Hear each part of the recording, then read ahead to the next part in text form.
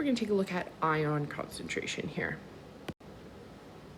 So write the dissociation equation for aluminum sulfate in water. What we get is Al2SO4, which is originally a solid, which is soluble. So we get 2 aluminums and 3 sulfates. So how many moles of aluminum ions are present? There's 2. How many moles of sulfate ions are present? There's 3.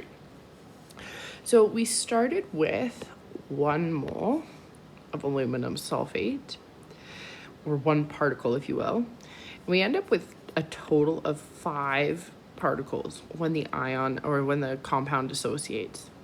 So why are there more particles of product than when we began with in the reactants? Well, again, we started with 1, but it broke apart into its pieces. Okay, it was composed of 2 ions of aluminum and 3 ions of sulfate. So there are more particles of product than we started with in the reactants. Does this violate the law of conservation of mass? No. There is the same number of aluminums and the same number of sulfates, which includes the same number of sulfurs and oxygens. Therefore, mass is still conserved. It's just that the number of particles has changed. It's like if we had Legos. I usually use Lego to describe this. And we had 2 bricks that had 3, notches on them, and 3 bricks that had 2 notches on them, all combined. And I took the Lego apart. Okay, so when they were all combined, they represented the aluminum sulfate stuck together.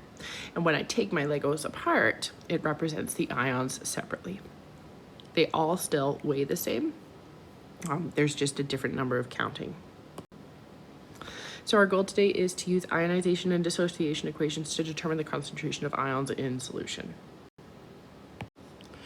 Solutions of ionic compounds and strong acids are able to conduct electricity, and therefore ions must be present in solution. We learned that using major entities. The molar concentration of ions in solution depends on the number of ions in the compound. Okay, so it depends on the concentration of that compound in solution and the number of ions balancing the charge in that compound. So if we had 5.5 moles of sodium phosphate and dissolve them into solution, how many moles of sodium ions are present? So if we're looking at ions, I know that I need a dissociation equation. They gave me information about a compound and are asking me about a different ion. So this is a little bit of stoichiometry. We need a balanced equation, but the equation we're writing here is just the dissociation of sodium phosphate.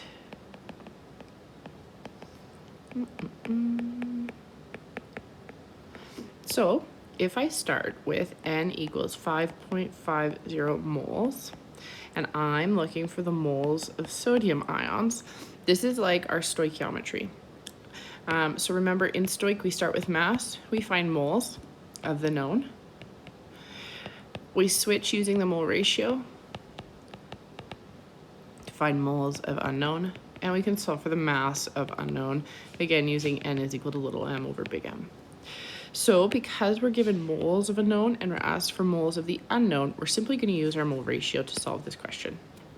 So 5.50 moles of Na3PO4. We need to cancel moles of Na3PO4, and we're going to find moles of sodium. Our mole ratio, again, comes from the coefficients of our balanced equation. In this case, again, it's just a dissociation equation. There's 3 moles of sodium for 1 mole of sodium phosphate. Moles of sodium phosphate cancel, and we're going to end up with 16.5 moles of sodium ions.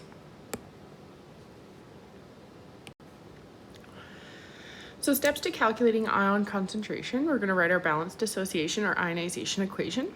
And we're just going to use a mole ratio to convert the number of moles of one compound or ion into the required compound or ion. Just a little note that square brackets around something indicate the concentration of that substance within the brackets. So we talked about this meaning concentration. So if I put brackets around the concentration of Na3PO4, that means the concentration of sodium phosphate in solution. If I put it just around sodium, it means that's the concentration of sodium ions in solution. So what is the concentration of aluminum ions and sulfate ions in a 0.4 moles per liter solution of aluminum sulfate? So we're looking for ion concentration here, so we need to write our dissociation equation again for aluminum sulfate.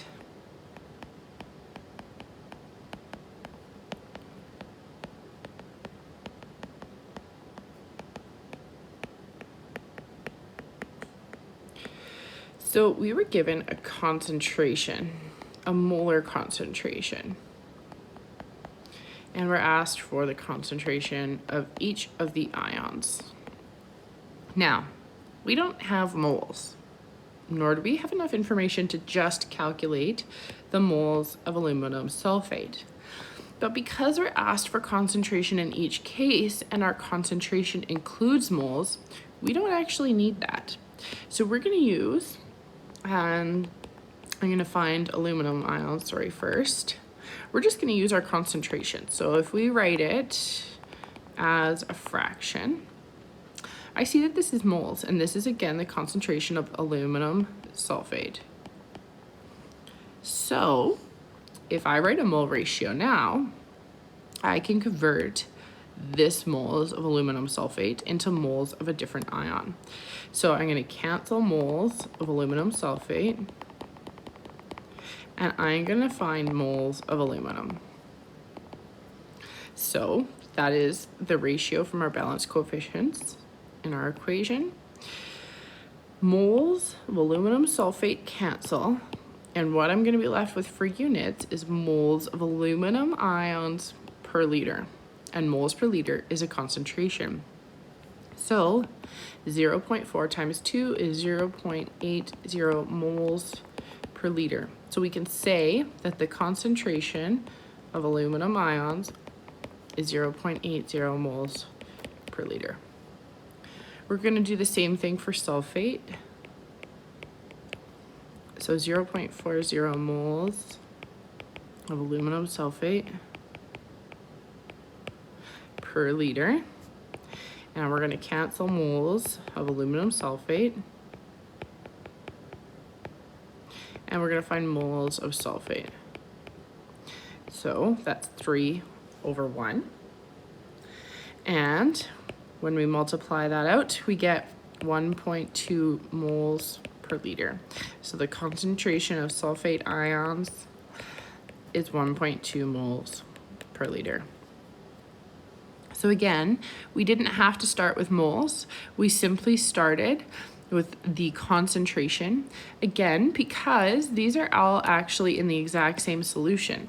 I dissolved aluminum sulfate in a specific volume of water, and that volume didn't change when I'm looking at the ions present.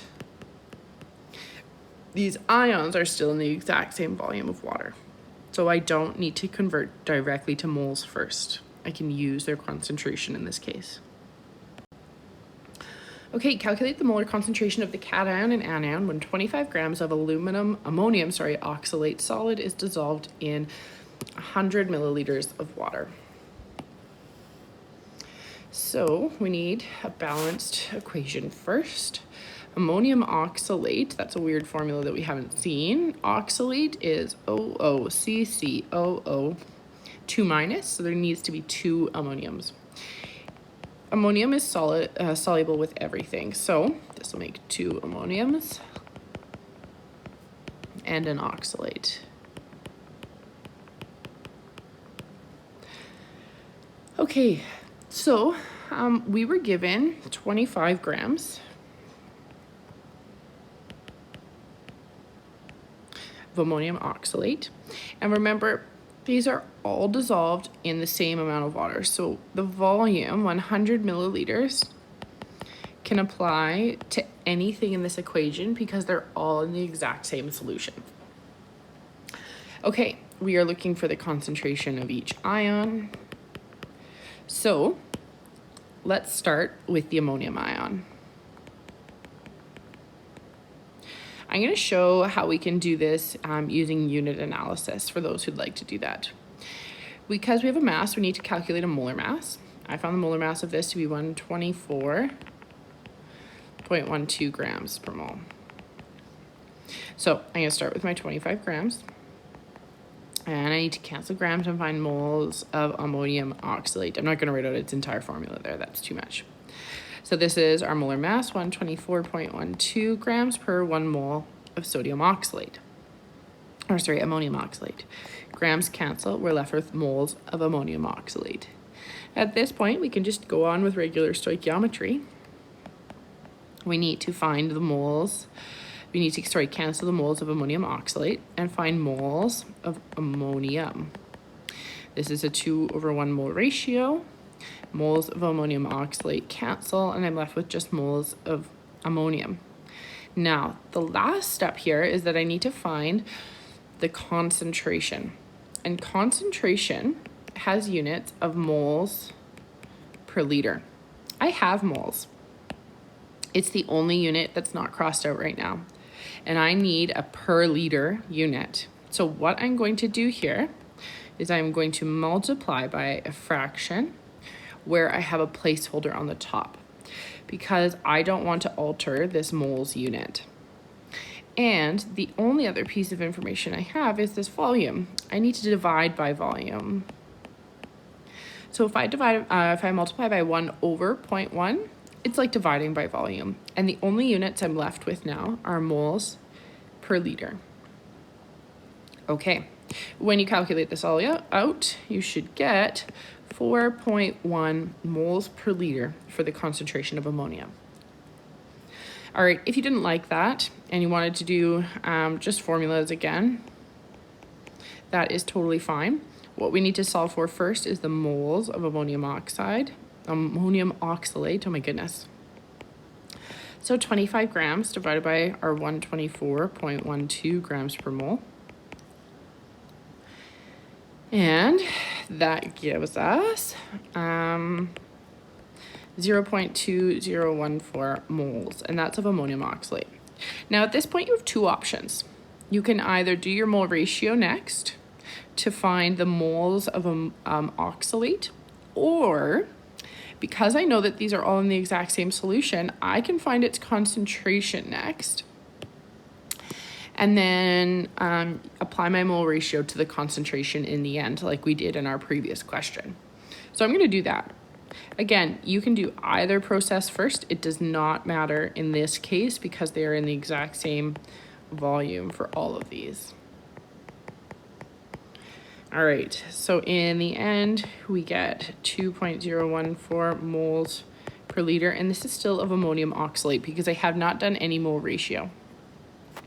The last step is to take our concentration, 2.014 moles per liter of ammonium oxalate, and we're going to cancel moles of ammonium oxalate, and we're going to find moles of oxalate itself, and that's a 1-to-1 ratio.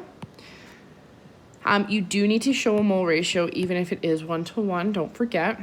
And we're limited to 2 significant digits, so this will be 2.0 moles per liter for the oxalate ion.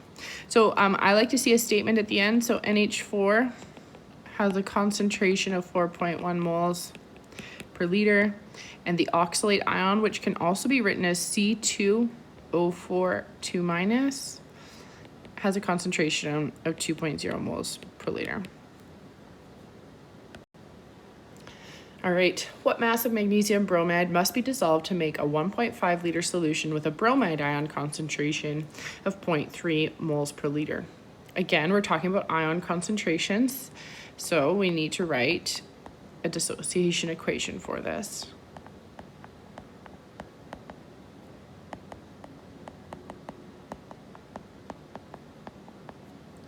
So we have a bromine ion concentration of 0.30 moles per liter.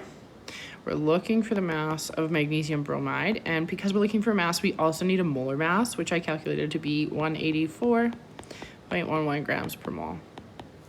Remember, a volume applies to anything in this case because they're all in the same solution. This isn't the case for regular stoichiometry because typically I take two solutions and add them together, so their volume is not constant throughout. Okay, so volume was 1.50 liters, meaning I can use volume at any point for any compound.